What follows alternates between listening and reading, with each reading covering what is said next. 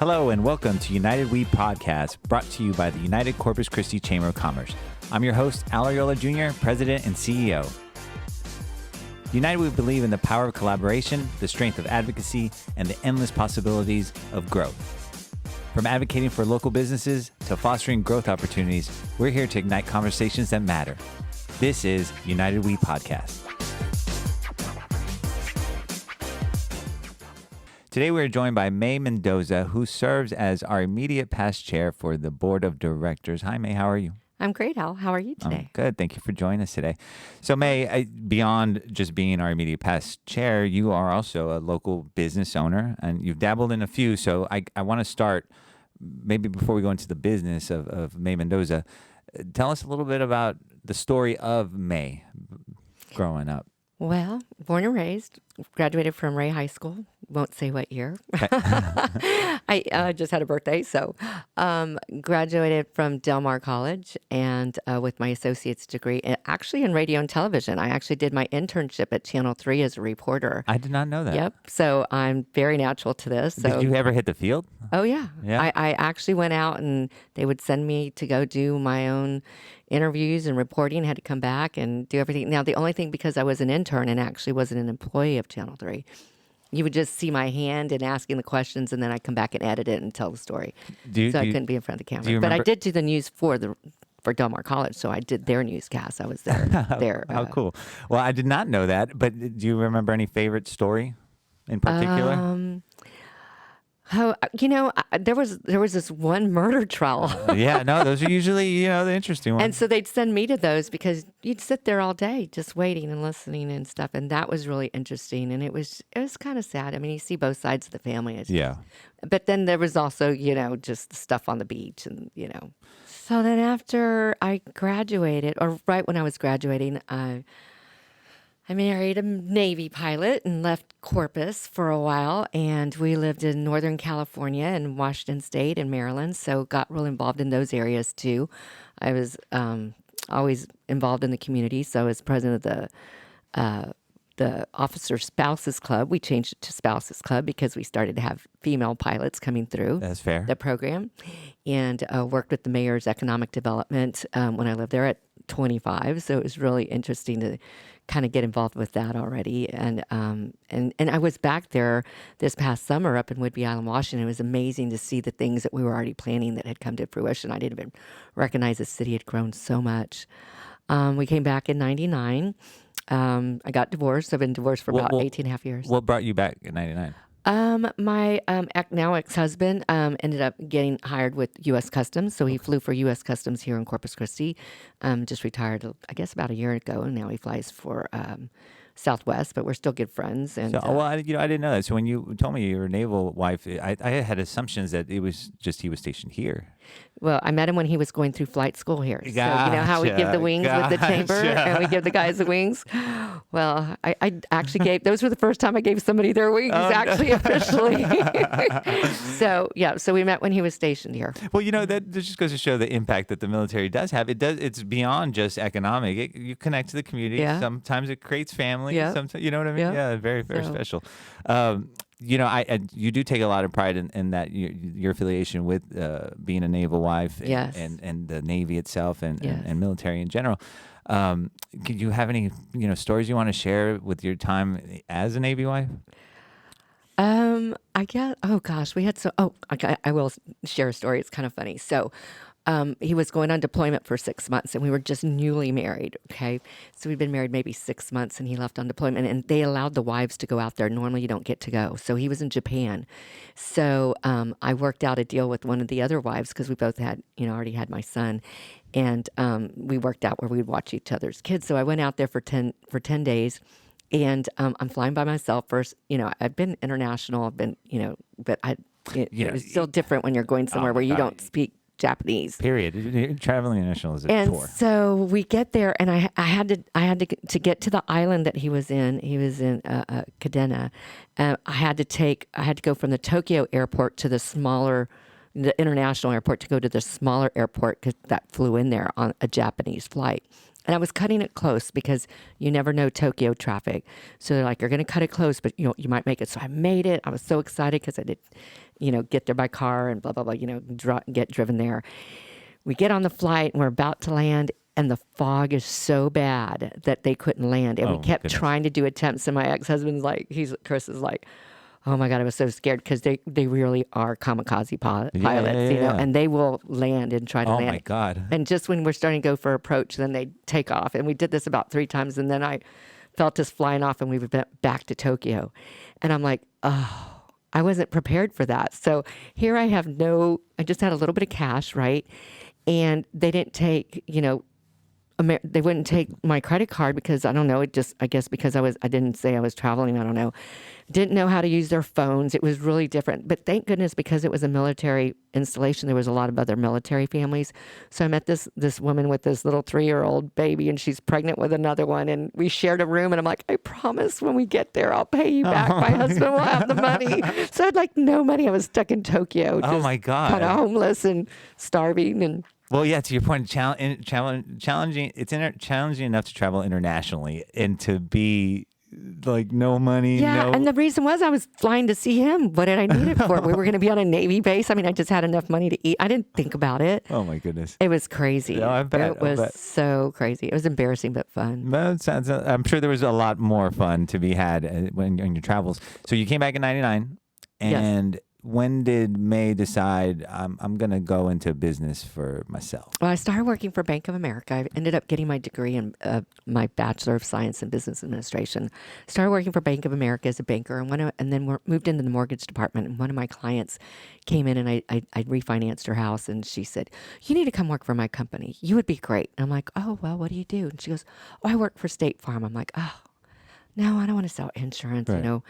But she kept coming in and planting the seed. And I finally went to one of their little network where they try to get you to come and work for them and tell them all about it. And I thought, you know what? I kind of like this because I used to sell Mary Kay. I used to have my Mary Kay car. Okay. So it kind of gave me the same feel. And that's what I did when I was a Navy wife because I kind of had to give up my career. You move around every 2 years and live in small towns. And so I said, I can do this. I kind of missed doing my own thing. And so I ended up becoming a farmer's insurance agent and opened my agency on the island 20 years ago, which I just sold 2 months ago. So I just sold that and just really got involved in the community out there. I was president of the Potter Island Business Association for 3 years. And that's kind of what landed me to own Michael Mays. So I did short-term rentals for a while. I did a lot of a lot of insurance for a condo out there, the Beach Club. Mm-hmm. So I bought 3 condos and kind of managed them myself for a while. And then I started Michael Mays and saw that it was an opportunity where they were putting it out for bid. And I remember going there every 6 months and just no one could ever make it work. And I thought, man, if somebody would just do this place right and clean it up, it would be great. There's a lot of potential there. Yeah, it had a lot of potential. And living all over the country, we always lived on the water, and I'd seen these great restaurants and bars and just had so many great memories. And I thought, I want to do that here. And I was really proud of it. Michael Mays became a very popular hotspot, became a destination, iconic Bob Hall Pier. And I still, to this day, it's so sad that, Hurricane Hannah destroyed us and now we're not getting rebuilt. But it was really a lot of folks in the community really, really miss it. They really do. It was a gathering place, not only for the locals, but everybody that came from out of town. I have people from all over the world that still reach out. Are you open yet? We want to come back. We miss you. It's unique. It was. It sounds like when you mentioned Mary Kay, you had an itch, and it sounds like once you scratched it, you went in a lot of directions there. I do. I'm a risk taker. I love to, just I see an opportunity and I take advantage of it. So, and I'm a problem solver. So it's like, okay, I'll get through it and figure, there's always a way around it, right? Well, insurance is not easy, right? No. It was not easy, I imagine. And I imagine there's some stories that you have seen and observed. And then to the challenges that we deal with in the coastal bend regarding, windstorm and TWIA rates and things like that. It's a pretty challenging industry, isn't it? It really is. And, being a part of the insurance, we had a very, very strong pack with farmers. So I really enjoyed getting involved in that and doing advocacy for the area. In fact, when Chairman Hunter started the TWIA initiative. I was originally a part of that, and I was president of the Padre Island Business Association at the time, and again, being an insurance agent and having a relationship with Chairman Hunter. I was the only female on a private plane that went from here to Austin with our local judge at the time, Judge Neal, and we had the judge from Port A and Portland and the mayors, and we all went out there and spoke to the insurance commissioner about the rate hikes. And it was the very first time we went out there and, pled our case, and they heard our voices. I even testified before the insurance committee about the rate hikes and just kind of educating them because they were so misinformed about our homes here on the water. Right. And so it was a lot of... Well, and I think a lot of us around here know kind of the unfair disadvantage that we see with TWIA in particular and maybe where some other areas that maybe should be contributing to this just as much are not. I totally agree. And I do have to say, TWIA does get a bad rap. And, when I had the loss with Michael Mays, they were amazing. They came in, they assessed everything, paid me 100%. Did we miss anything? They were so easy to work with. So, I mean, they were supposed to be an insurance of last resort. And we kind of became the only insurance. Yeah. Insurance companies got afraid. And really what happened, what started it was the mold crisis back in the late 90s, and they took such hard hits and it devastated a lot of them, and they had to leave the area. And they said, we can't get hit again. If we get hit again, like if a major hurricane comes, it would have bellied up a lot of the industry. So they had to do something. So that's when they started excluding the wind from the policies here. And then TWIA became the only way to get insurance for a while. Yeah, you touched on those nuances that are, I think, important to share too. So you sold, and Michael May. It sounds like the challenging year that you had with regard to the hurricane and what happened with Michael Mays. It seems like that didn't discourage you though from continuing in the restaurant space. Saw another opportunity. I don't know. Once restaurant's in your blood, it's in your blood. It's kind of crazy. It's a hustle, and I love it. I love to entertain anyway. I've always been the hostess since high school. You can ask any friends. I had the best high school parties. Don't tell. I didn't say that I'm running for office. It wasn't true. No, I'm kidding. But it's like I've always loved entertaining and hostessing people. So it kind of works, and the community has really become my friends, and it's really nice to have their support. And I'm excited to bring them something great again. Well, I think folks are obviously familiar with what was with Michael Mays and the menu and whatnot, but do you want to share what you want to share about, or you're excited about with Merida? Merida's. Yeah, Merida's. You say it proper, it's Merida's. So Merida is actually the capital of the state of Yucatan in Mexico. And my parents, the story was, though I found out otherwise, that, they went there on their honeymoon, fell in love with the name, and they thought they had a daughter. They were going to name me Merida. They didn't get pregnant with me there, but that's what inspired kind of your name. The story. Yeah, that's kind of what inspired my name. And I actually have somebody named after me that I met that lives here in Corpus. But anyways, that's another story. But it's going to be a tapas restaurant. So not just for those of you that don't know tapas, a lot of them they're like, oh, it's another Mexican restaurant. No, tapas is different. It's more Spanish, right? It's more Spanish. And tapas means small bites. So small bites in Spanish. So that's appetizer. So it's small plates. So basically it started in Spain, and it was where people came in to have their cocktails, and kind of like, when you see popcorn and chips and salsa, it kind of started something like that where you would share little bites while you're drinking so you don't get too intoxicated, and it kept you there, and you'd have something to eat, and it's meant to be shared. So you're supposed to order a bunch of little appetizers, and everybody shares and comes together. So my wife and I got married in Spain, and there's a difference in the culture of the way they consume and how they consume, and it's not maybe as I don't know what to use the word, but it's slow and steady, yes. Right? And to your point, like just keep eating, linger, slowly drink, order hang out with family. Else. Yeah. It's very conversational. Very. Yeah. It's a time to come together and enjoy each other, whether it's you and a date or you and friends and family, it's just, that's the culture, the Latin culture. We revolve it around food. We love food. And it's, Absolutely. My fondest memories growing up, and even just when everybody comes to my house, I'm in the kitchen, I'm preparing food. So it's just kind of down my alley. So I'm really excited, but we're not going to just do Spanish tapas. We're going to do Latin infused. So we're going to touch on different Latin American countries. So you'll get something, from South America, Puerto Rican, Cuban. So, and they're all have their unique touch. Do. That, like, I know, like Puerto Rico is like plantains are a thing. Yes, plantains is very popular. We're going to have plantains. Okay. And so we're going to have an oyster bar. We're going to have the cool thing about my restaurant, which I want everybody to know, it's going to be really cool. It's going to be really pretty. It's going to be something different to Corpus, not just the island, but Corpus. So if you knew the old German bakery, so basically how I came across it is I used to insure the German bakery. And that building was right next door to my insurance agency. So I owned the insurance agency. I own the other half of the building where Rock and Roll Sushi is. So I have the insurance agency and the nail salon.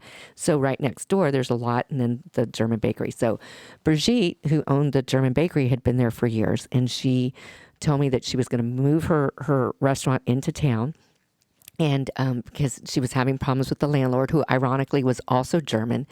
The gentleman had passed away, and his family was fighting, and I think there was a second wife and child, and the two previous children from the previous marriage, they weren't getting along. And when you say German, like over there, they were from German, like they lived there, right. And so she told me that she was trying to buy it, and they had damage from Harvey and didn't had their deck was half in the water, and she was paying high dollar, and she said, I just can't deal with them anymore. Tried to buy it, they're not. I'm moving into town. So when I found out, this is another iconic building. It's kind of a staple on the island. It's a great building, great location. I reached out to the attorney. I said, who do I call? So I reached out to the attorney that was representing them here in the States. And he said, well, I don't know how long it's going to take for us to get all the paperwork done. And I kept calling him and calling him. He finally said, May, I promise, as soon as it comes for sale, I will let you know. Because I even made them an offer that the widow and the one son agreed to, but the other two sons wouldn't. So he finally called me up when I got the news that Michael Mays wasn't going to happen. God opened a window, I guess, and I got the phone call the very next day from the attorney, and he said, May, I promised you I'd call you. Are you still interested? The restaurant just went for sale yesterday. Wow. I'm like, heck yeah. And I'm like, thank you, Lord. But the timing, huh? Right. You gotta it was believe. just, you do. And it was just perfect timing. And I called my realtor and I said, we need to make an offer immediately because I know everybody's interested. It had been vacant for 2 years. Yeah. So there was a lot of interest and buzz, and everybody wanted to know what was going on. So I beat everybody else and got it. And we closed on it 4 months ago, and doing a complete gut and rebuild, knocked down walls, and painted the roof because that was one thing I didn't want to have to replace because it became very expensive. But it is beautiful. Yeah. So, well, in the structure itself, you have a boat slip too, I think. Yes. Yeah. So we knocked down the whole deck that was there before, rebuilt a whole new deck. So we have like 3,300 square foot deck now. So you'll be able to dine outside as well. We redid all of the boat slips. So right now we have 12 boat slips. That's so cool. My goal is by next summer, because I did buy the whole 2 acres there. So it goes all the way back to Nemo K Court, it's a nice big parking area that I'm working on right now. And I'm hoping to have 25 boat slips when it's all said and done by next summer. So you can come by boat. By land, boat. Oh, yeah. By land or sea. And I already have people today on the morning show. I was on Blake's morning show earlier, and they're like, we want 10 tickets at the bar, and we're going to come by boat. We have a pontoon, and we're coming. And so I'm like really excited. It's just exciting. It's something exciting for the island again and for me. And the bars, so part of the building, it's this like long rectangle building, and at the end it's round. So I'm going to have a round bar, and it's got a pole in the middle, and we're doing it. It's going to look like not a Christmas tree. I'm in the holiday spirit here, guys. Still been decorating trees all week. It's going to be a palm tree, and the bar is going to be around it. So it's going to be really cool. And then we're also going to have a sit-up bar. So the kitchen's going to be an open kitchen concept. So you can you'll have 8 seats around the bar. So the bar around the kitchen, and you can see the chef do her magic. And I have an amazing chef. You led into the next question. I know you want to brag about Chef. Oh, I want to brag about Chef Gail. So Chef Gail Huseman, for those of you that know her, she used to work at the Angry Marlin in Port A. And she's world renowned. I mean, she's lived in Spain, Italy. She's lived all over. She graduated from the Culinary Institute in Chicago, where she was also an instructor. She's won all kinds of food contests on the Food Network, and so she's award winning. I did not know that. She's been on a couple of shows. She won one of them, and she won it on a little bitty budget. It was like that supermarket one, or they give you so much money and you have to win to get the money, and then you go in and buy what you need. Oh wow! She won with a grilled cheese sandwich. Oh my goodness. With a cheese that didn't even melt. But she knows how to do it. And it was amazing. And she won first place with $50 was all she had. So that's all she could afford to make. And so anyway, she's also won awards throughout the city with, in fact, we just won the Taste the Island a couple of months ago. So the Potter Island Business Association puts on the Taste the Island, and we took first place for People's Choice and second place for the judges. And in fact, I'm going to be heading over there afterwards to receive our award. But she's amazing. Congratulations. Yeah. No, I'm excited about the what I've seen on the menu. I think you've done some sneak peeks on your social media about what it's going to look like. Yeah. If you haven't checked it out, you guys definitely need to check it out. Well, May, I mentioned at the preface that you are our media past chair. You've been involved at the chamber, and you were even more so involved before our merger with the Hispanic Chamber, and now again in our executive leadership for the United Chamber. How would you say the chamber has helped your business or helped you professionally, or where have you found value in the organization? Gosh, there's so many. And like you mentioned, I was originally a part of the original Corpus Christi Chamber Board. I was a part of the board that decided to make the merger with the Hispanic Chamber. And I remember back before I was even serving on their board, I was helping with a campaign for membership. And it was fun. It was a really fun campaign that we did. And the reason we decided to do the merger, people would get confused. They didn't remember what chamber they were a part of. And so we'd call them, I think I'm already a member. And we'd look, well, no, you're not. Maybe you're part of the Hispanic Chamber. Oh, yeah, you're right. I'm part of the Hispanic Chamber. Well, why do I need to do both? Right. And so, I already do the ribbon cuttings and do this with them. Especially for the small business owner, it got really expensive for them to be on both. So, we had to sell the value of why the chamber. So when we started thinking about it, it's like there was a need at one time why we needed both chambers, right? I mean, sure. There was, let's just get their discrimination back then where they weren't allowed to be a part of the chamber. Well, and you also think about the history of Corpus Christi. We've taken on diversity issues as a community at large, where a lot of great Hispanic-driven organizations were founded here, right? And so we've always seen that value in needing representation. And there wasn't that distinction anymore. Yeah. So when you were part of the Hispanic Chamber, it wasn't just Hispanics that were part of it. Everybody was a part of it. And the same thing with the chamber. I mean, we were already melding together, so it just seemed to make perfect sense that let's merge together and be stronger together. I've worked in chamber executive world for about 14 years now, and go to U.S. chamber training, and this is rare. It's a rare thing where you can get people at the table to realize, all tides rise when we do this together, and it shows that we're going further, faster together. And so I think you guys, everybody that was a part of that, should be really proud that it's something that across the nation is very unique. It worked. Yeah. And then we had to decide who was going to be a part of the original chamber board, the United Chamber Board. And I was asked to be on the original United Corpus Christi Chamber Board, and I was honored to be asked. And and it's been challenging. Sure. Sure.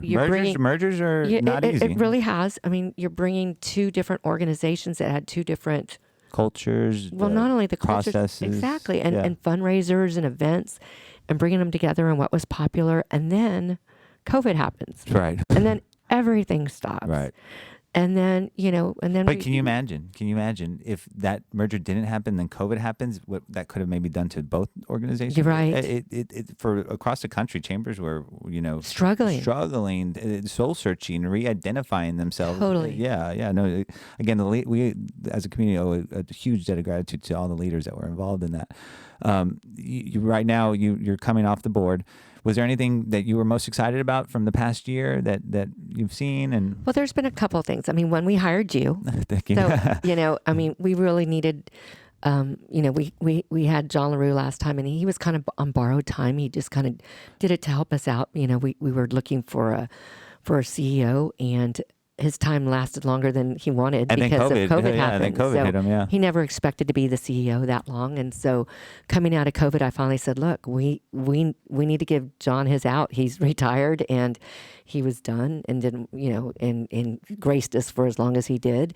And so we decided to recruit and start looking, and we found you. And it's been a real joy working with you this year. And, because you came into a lot of challenges, and we had a lot of turnover in the beginning, and what I said with our CEOs. And that was one of my most important things is getting you settled and working with our staff and bringing them back together, because they were working from home, and there were a lot of changes that bringing them all back into the office. Yeah, this office was not immune from what everybody's dealing with. Yeah, and even our board, we started getting used to doing Zoom meetings and bringing them back into the boardroom. Right. And so that was one of them, and just kind of revamping some things. And it's anybody knows when you want to do something right, it takes time. And we had to find our right staff to put them in positions. We kind of shuffled them around, so I'm proud of that.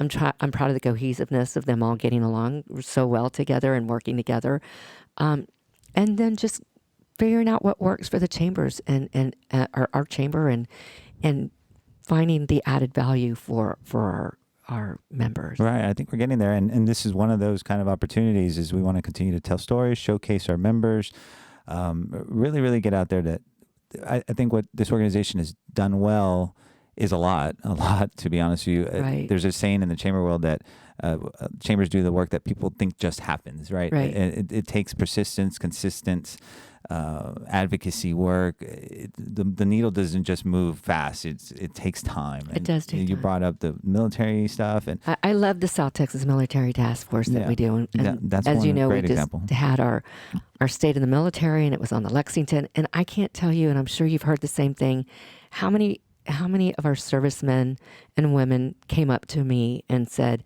"This is the best one yet." Oh, that's great. And these are, some of them are retirees. Oh, that's amazing. Like Ram Chavez. Okay. Everybody knows Ram. He sent me a really nice message and texted me and said, "May, this was the best one ever." Oh, wow. That's nice to hear. And that was really, it was coming from him. He does so much in this community. I have so much respect for him. He was the band director at Ray High School, right? Cool. I never took band, but I knew him. I mean, he was obviously a favorite in school. But, not only just that, but even our committees, like it's nice. I really put a lot of thought into who I wanted, to chair our committees this year. And they really did a great job coming together. They really did. And building those committees and doing great things and bringing people in. And it did what I also wanted it to do. I wanted to find future leaders. And we added one that was very active in our committees to now being on our board. And so, I encourage people that if you're interested in being on our board, there's so much that it brings to you. The camaraderie. I love that when we go to Austin and DC, the advocacy that we do there. So I also do that advocacy with the chamber, as well as I'm going to be the chair of the Texas Restaurant Association this year for 2024. Do a lot of advocacy with them. I'm on their PAC at the state level. But you get to really know who our leaders are. You're there part of the process too. Yeah. That's what I appreciated about this year is our you as chair the past year, the chairs for the committees that engaged others to come, and those conversations that were had, the ideas that came to the table, the board evaluated a lot of those, and some of them we put into action very fast. And so it's been a great year. And it really has. And I want to thank you for your leadership in the year. Well, thank you. It's a volunteer leadership. It's not paid, and you devote so much time to us when we know you are so incredibly busy yourself. So I personally want to also say thank you on behalf of the board, our members, the organization. We owe you a debt of gratitude that I know we'll celebrate at our installation gala in coming next year. So I want to give a moment also to thank our audience for joining us today. You have been joined here at the United Corpus Christi Chamber of Commerce by May Mendoza, myself, Al Ariola. Thank you for joining us. Thank you.